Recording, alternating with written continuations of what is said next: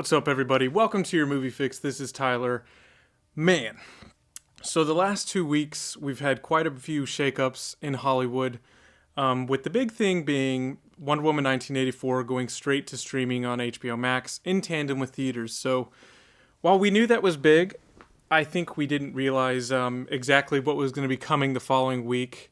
Pretty much yesterday and over the last 2 days, we have now heard that the entire 17 movie slate of Warner Brothers for 2021 is going to be doing the same model where they release in theaters along with streaming day one, but it's only for 30 days.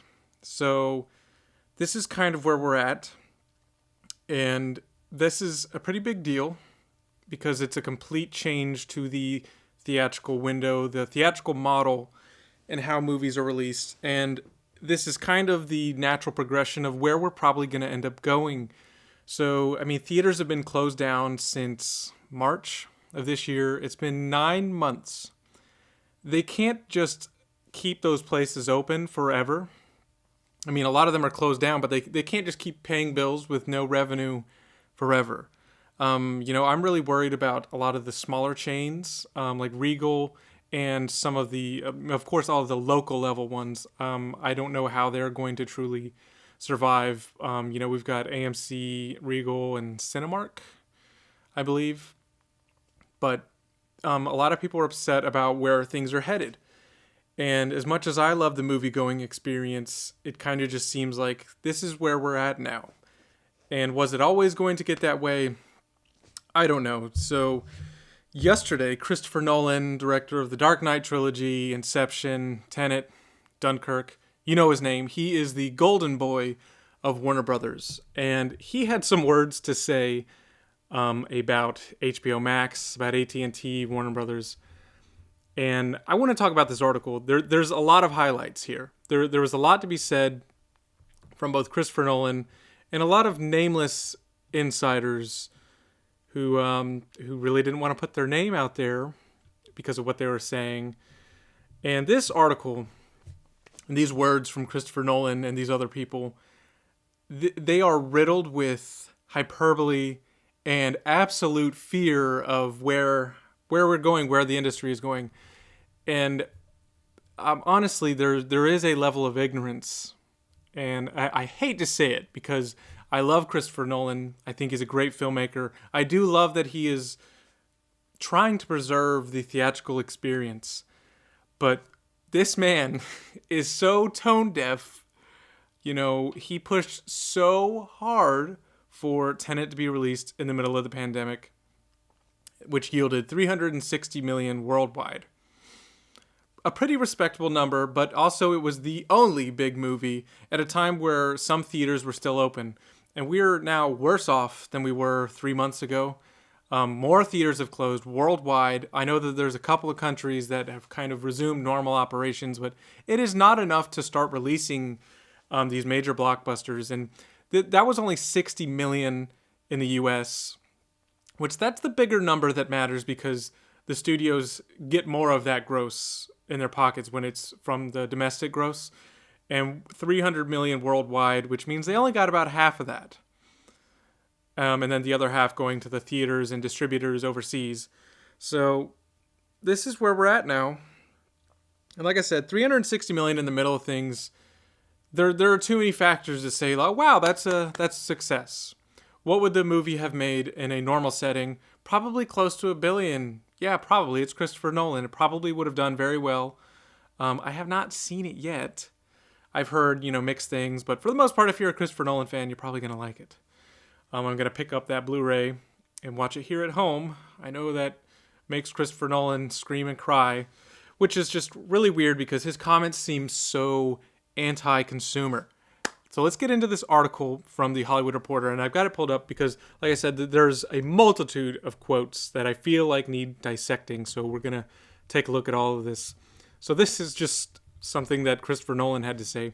Some of our industry's biggest filmmakers and most important movie stars went to bed the night before thinking they were working for the greatest movie studio and woke up to find out they were working for the worst streaming service. Someone is very salty.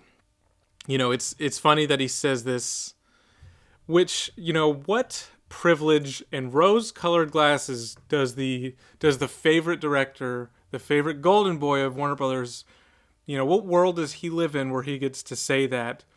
Warner Brothers gets ripped on the daily by its own creators. And there's plenty that a lot of people don't want to say and they dance around.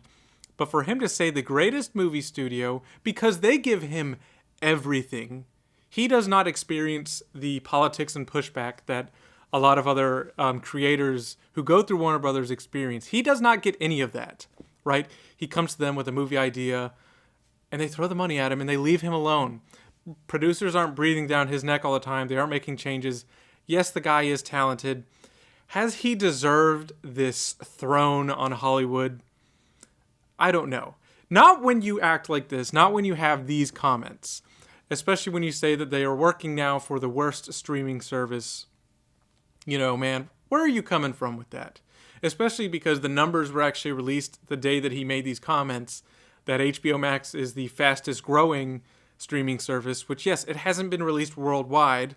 It's doing very well here in the States. It's HBO. If you have an HBO subscription, if you have HBO Go, HBO Now, whatever, it's all turning into HBO Max. HBO has never had a problem thriving, surviving, and producing very high quality content. So that just screams, ignorance and fear. And let's move on here. Added Nolan, Warner Brothers had an incredible machine for getting filmmakers work out everywhere, both in theaters and in home, and they are dismantling that as we speak. What did they have in place that was providing content for people at home and in theaters? Because really, it's only been your movie that has been released this year that you pushed so hard for that they told you, no, we should sit on it until it's safe for the consumers. Not just safe, but to where people feel safe. Because they can open up theaters tomorrow. Nobody is going to be going, right? So I don't know what this incredible machine he is referring to that Warner Brothers had in place to release movies in theaters and in home that wasn't HBO Max. What was he referring to? I have no idea. Nobody does. And he says they don't even understand what they're losing. Their decision makes no economic sense. And even in the most casual Wall Street investor, they can see the difference between disruption and dysfunction. Man, look, I'm not all for digital content for streaming. I do watch some shows on streaming, but I'm all about physical content. And even I know I don't want to say that physical content is on its way out because people have been saying that for 20 years. It's not going anywhere, okay? Blu-rays, 4Ks, they're probably not going anywhere. DVD sales, DVDs in SD, standard definition, 480p, they still dwarf the market share of home video sales. They still have like 50 to 55% over Blu-rays and 4Ks in 2020. Just remember that. So when he talks about, what they're losing, and it's that getting the content to the consumer, he wants it in the theater in the best possible way. People are still buying DVDs, man.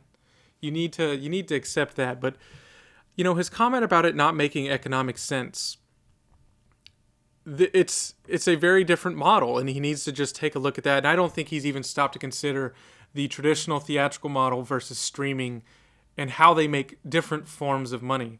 So one, of course, is the theatrical model.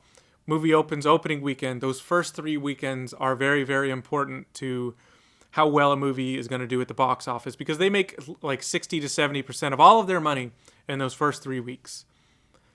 And in that sense, I get it that maybe we change the theatrical model like what Universal has done where they give 17 days, I think, or 3 weeks. They give 3 weekends.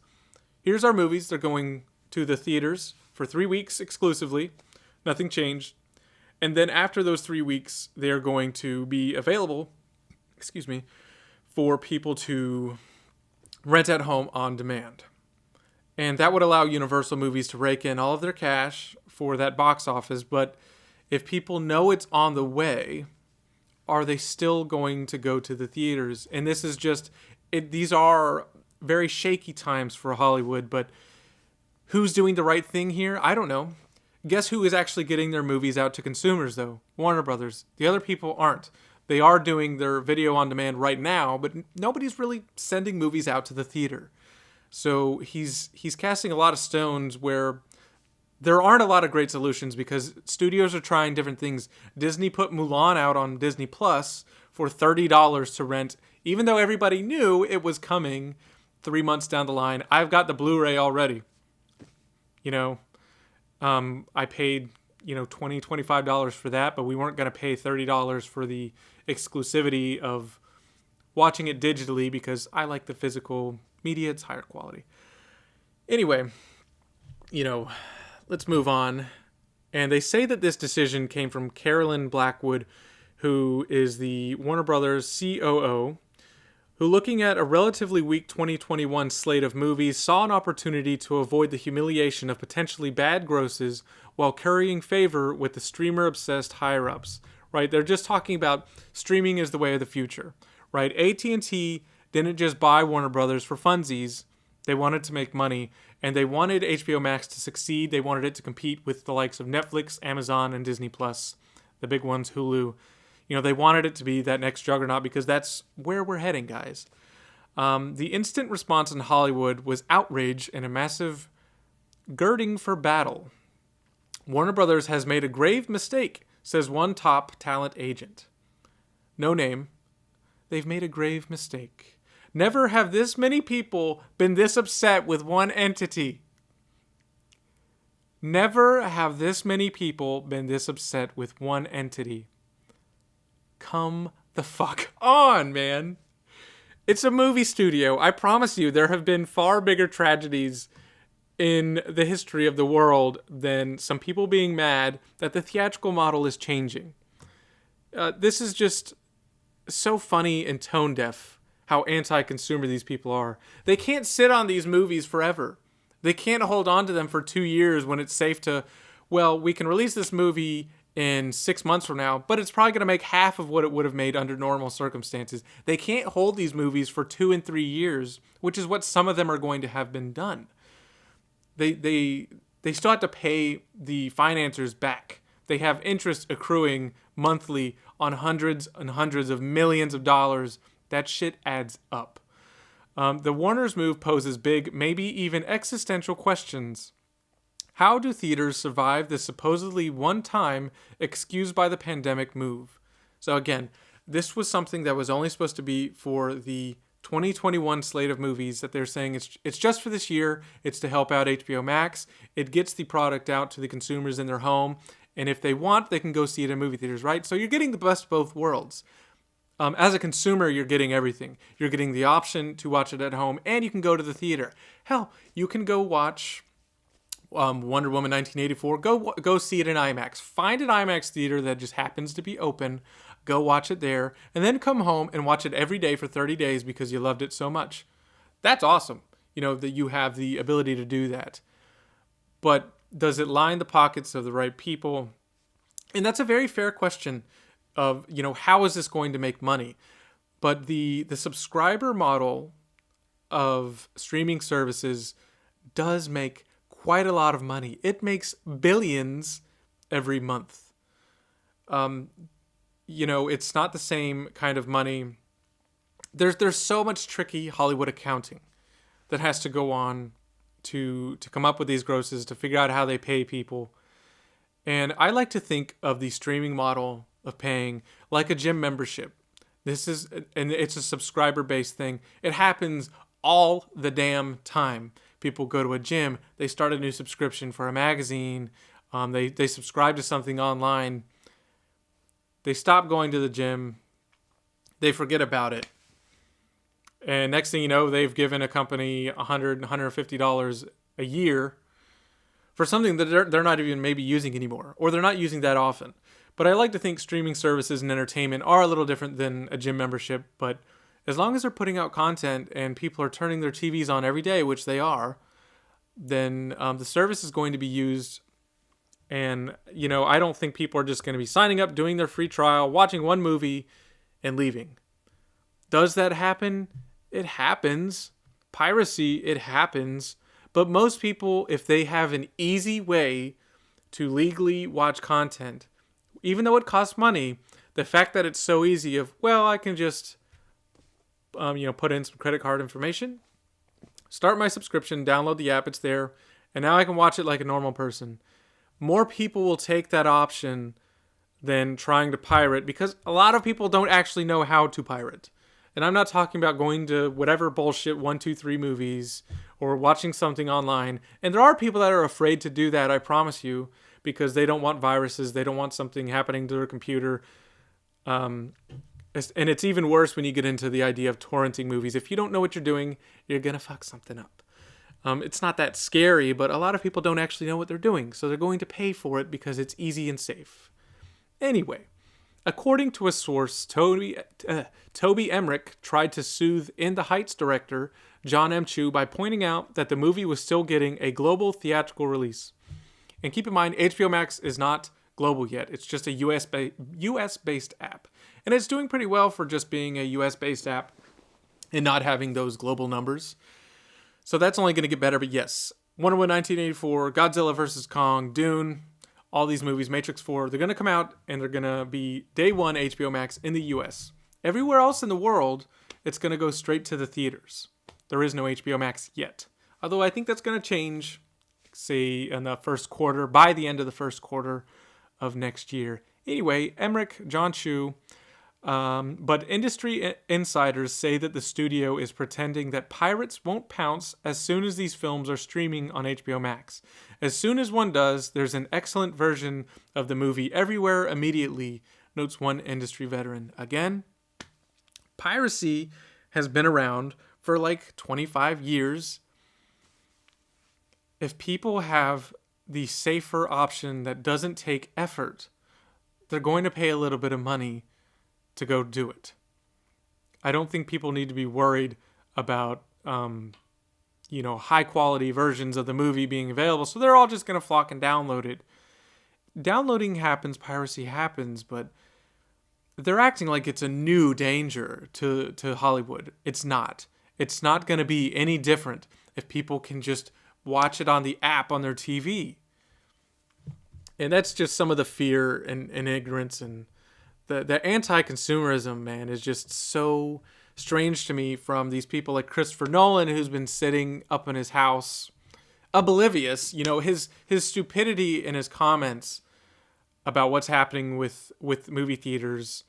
He sounds like he's saying, I want my fans to maybe die so that they can watch my movie. Nobody wants that to be the last movie they saw, okay? It's approaching anti-vax levels of stupid with what he is saying, that he believes that if we're putting out these movies, the consumers are just going to go, which has already been proven false. There have been multiple surveys that have gone out, the most recent one saying that only 18% of current moviegoers have even gone to the theaters all year. Okay, and an even larger percentage, like 60% something, saying that they don't even feel safe to go back yet. And it's not happening yet. We don't even know. There is no window. There's no date on when movie theaters can operate at normal capacity again. That could be 6 months. It could be 8 months. We don't know. Okay. So another comment talking about Disney Plus and The Mandalorian. This guy had to say, there's never been a full-fledged franchise blockbuster launched on a streaming service, observes an executive at a Warner's competitor. It starts with theaters, and it starts with opening weekend, which we did talk about. You do make a lot of money on those first 3 opening weekends. And so far, those blockbusters have been the ones that generated merchandise sales and theme park attractions. I wonder what company that this Warner's competitor is from that's talking about the merchandise sales and theme park attractions. Well, no shit, it's Disney. And I don't know if anyone at Disney has any room to talk about the theatrical model, because Disney has been strong-arming movie theaters and has probably led to them being less self-sufficient because of their strong-arm tactics with, say, their bigger properties like Marvel and Star Wars. If you're a smaller chain theater and say you've got 10 screens at your theater, And say you only wanted to dedicate 2 of them to Star Wars and you wanted to show other movies because you wanted that variety, you wanted the consumer to have choice. But Disney tells you, and this is what happens, they tell that theater owner, you can't have our movie, you can't have Star Wars or Avengers if you don't put it in 80% of your screens or all of your screens. So what are you going to do? So, and a lot of people know that they need those movies. Theaters know that they need to have those big blockbusters because they need money too. They need to keep the doors open and the lights on. But they will come to them and tell them that you can't even have our movie unless you put it in X amount of your screens, and they don't care what it does to the competition. And those are strong arm tactics, and that shit's not okay. And for doing that for 20 years every month for certain movies, especially in the winter and the summer months, anytime there's those bigger movies, the fact that they can do this has probably led to movie theaters not being as self-sufficient because they've had to deal with Disney doing that shit. We maybe would have gotten to a faster streaming model if they weren't doing that, or theaters would have found a different way, studios would have found a different way to operate if a company wasn't doing things like that. A lot to unpack here with Christopher Nolan's comments because these are just really interesting times. Moving on to a different article from these are just some words, not as long as that Christopher Nolan article and those other things that those other people had to say. John Stankey, who is the CEO of AT&T, had some other stuff to say. And he considers this a win-win-win for Warner Media, consumers, and the partners. I know there's a lot of noise out in the market, people with different viewpoints, he says. Anytime you're going to change a model, it's going to create a degree of noise. And noise we are getting. But the AT&T chief said that in light of the ongoing COVID pandemic, around the unwillingness of consumers to flock back to theaters anytime soon, they needed a different approach to best monetize the movie slate. We knew we needed to try something different. We think it's a great way to penetrate the market faster with HBO Max, and this is one of the arrows in the quiver that do this. All very standard stuff. They believe it was important to get the movies into the market versus snowplowing all of their movies into the back half of 2021, right? So, like I said, it could be another 6 months before theaters can operate, before it's smart to release blockbusters, because they do have a lot of smaller and mid-range level production movies, but they've got a lot of blockbusters that they're sitting on, or not a lot, but they have big ones. They have big ones that are relying on a lot of money, like Dune, Godzilla vs. Kong, Matrix 4, and Wonder Woman. And they can't just shove all of those into a 4-month period. They're going to cannibalize on top of what movies the other studios are sitting on. You can't do that.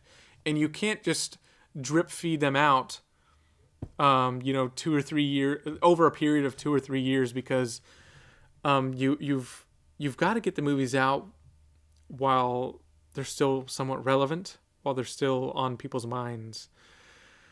So he talks about staging the releases into the back half of 2021, which is when they're expected to widely open back up. It's expected, but again, nobody knows.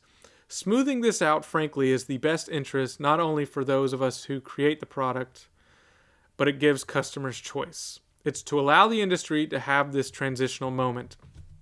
And I want to harken back to this previous article where they said that this was a one-time thing for 2021.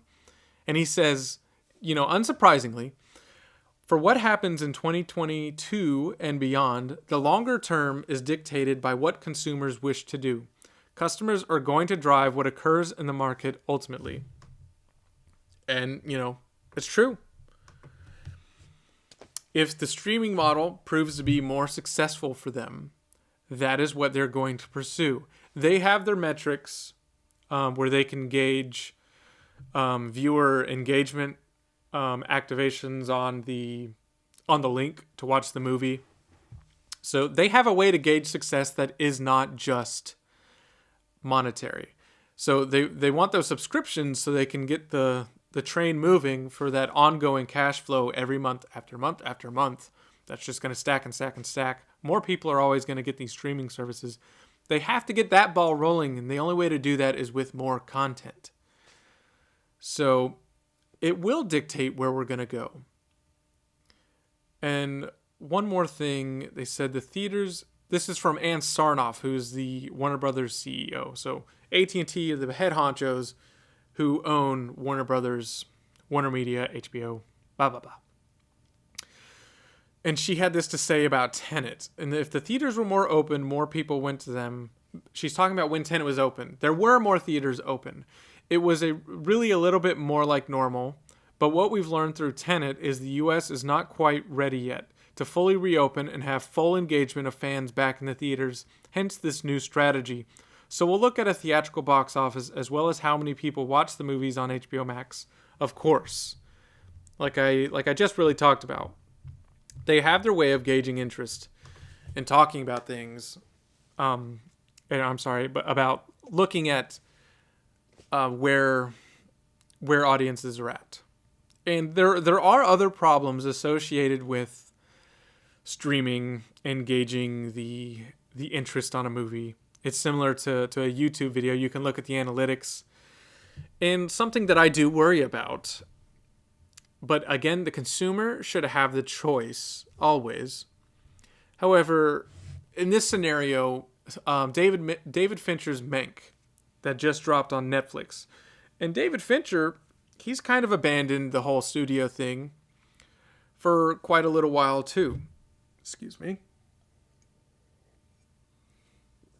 So he drops Mank with Gary Oldman on Netflix. And let's compare that to if that movie had gone and it was made by Warner Brothers and not Netflix. And it went to the theaters. I go to the theater, I pay my $11, and I get halfway through the movie, and I don't like it. How inclined am I to walk out of that theater? I mean, I've only walked out on like one movie in my entire life for stupid reasons. It wasn't because I didn't like the movie. That's a different story. But how inclined are you to just walk out in the middle of a movie? If you paid for it up front like that, you're more inclined to sit there and finish it. If you're at home, it's a different environment. No one's telling you to shut up. No one's telling you to put your phone away, which you shouldn't be one of those people in the theater anyway. However, it's a different viewing environment at home. And this is just a different problem altogether for modern day. You've got your phone looking at you. How hard is it for most people to put their phone down to watch a movie? Watching a movie is not a passive form of entertainment. You aren't doing chores around the house listening to music. You're supposed to be paying attention and engaging with the story, right? It's not, oh, well, this is kind of boring. Let me check my phone. It's been 5 minutes. What's going on? This is stupid. And that can happen at home. And then you've watched 45 minutes of the movie. This isn't very interesting. I haven't been looking at it the whole time or listening, but this isn't really that interesting. So I'm going to turn it off. And they can see that in the analytics when somebody turned the movie off. And that's a slight problem. However, it's going to give them a whole new level of data and analysis of consumers and what they think of movies. But it does also allow the streaming model, allows for different risks because there aren't the same risks associated with box office revenue, right? Are they going to take as many risks on $200 million movies? Maybe not. Probably not. But they're going to have access to so much more data than they ever had. Better data than test audiences could ever give them, because they can see, exactly how engaged somebody was. And yeah, if you want to fuck the numbers, you can just pull up the movie and stream it and not look at it. But if they see that the entire 100% of the movie was watched uninterrupted, was not turned off, that looks good. Sorry about that. My camera stopped recording because I hit like a 30-minute mark. Woo, this is a lot to talk about. Anyway, if they see that, say, 30% of the audience has stopped watching a movie at a certain point, and that they can tell that that was when a certain person showed up, or a certain line was said, a certain joke was made, they can look at that and they're going to know exactly. So just a very interesting shift going on in Hollywood and where we're at. And I know that took up the bulk of the video. I did have some other stuff to talk about, but I might just separate that. So, what do you guys think of this whole streaming model, where we're going for consumers, where the industry is going? Do you think that Christopher Nolan is right in thinking that this is just the worst thing to happen to Hollywood and all of its talent? I can't agree with that. The only thing that I do agree with is that it was wrong for Warner Brothers to just go ahead and make this announcement without consulting everyone involved. They did not they didn't give proper warning or communication to the people financing these companies like Legendary, or the directors and a lot of the actors involved. And there was some other drama because Gal Gadot and Patty Jenkins were given like something like bonuses, but this was a kind of a renegotiation of their contracts because their contract was based on a movie going to theaters and theaters only, and a lot of people have back-end deals, so they'll make X amount of money back depending on what the gross of box office is. So they cut Patty and Gal a deal where they ran the numbers and simulated if the movie made $1 billion, this is what we'd give you. So Gal got an extra $10 million flat off the top. The movie could have made $800 million. It could have made 1.2, 1.5 billion. How good was that deal? It's kind of a consolation because of where we're at. The movie's already been sitting for like a year and a half. Again, they need this movie to come out because it's had like 4 different marketing campaigns at different points over the years. Let's just see the movie. However, there were actors like Keanu Reeves, Will Smith, Margot Robbie that were allegedly, I don't think, none of this was first party, that were upset that they got a deal from Warner Brothers. But it's also important to note that their movie is coming out in 2 weeks, right? Matrix 4 and these other movies that the stars are in, those aren't coming out for months and months, and some of them a year away. So while it was shitty of Warner Brothers to not contact those people, they still kind of have the right to release the product how they see. I would hope that they had legal look over a lot of this and that this isn't some ginormous blunder, that they are breaching just so many contracts with everyone. I would hope that's not the case. I hope that what they did, they're allowed to do. But it was shitty to have this complete lack of communication. Yes, I agree. But it's already been, another article has already came out that they're going to be working out deals with those actors and those directors. No shit. Like, it's going to happen. So 2021 is going to be crazy for the movie industry. Very excited. Again, do you think Christopher Nolan was right? Do you think that John Stankey and Ann Sarnoff of AT&T and Warner Brothers is streaming the future? If you disagree that it is, tell me why. I'd love to hear it. Again, I do support the idea of movie theaters sticking around and staying open, but I have to look at reality that I don't know how long that they can continue to operate this way, especially if things stay shut down for another year. I don't know. I'd like it to stay open, but I say that as I'm sitting in a home theater with a 10-foot screen, right? I love that theatrical experience, and even though I put all this effort and money into this, I would still spend money to go watch things in a theater. I'm just not going to spend money to watch the same thing multiple times anymore. But people who tend to appreciate that art form, people who tend to buy movies, who buy physical media, who spend money on home theater stuff, those people are actually more inclined to go to the movies more frequently than people who don't, because they do appreciate that experience. So I would love to see it stick around. I want it to. I just don't know that it will. So what are you guys thinking of this paradigm shift? Christopher Nolan's comments. Comment down below. I'd love to have this discussion. If you like this video, be sure to subscribe, and I'll see you on the next one.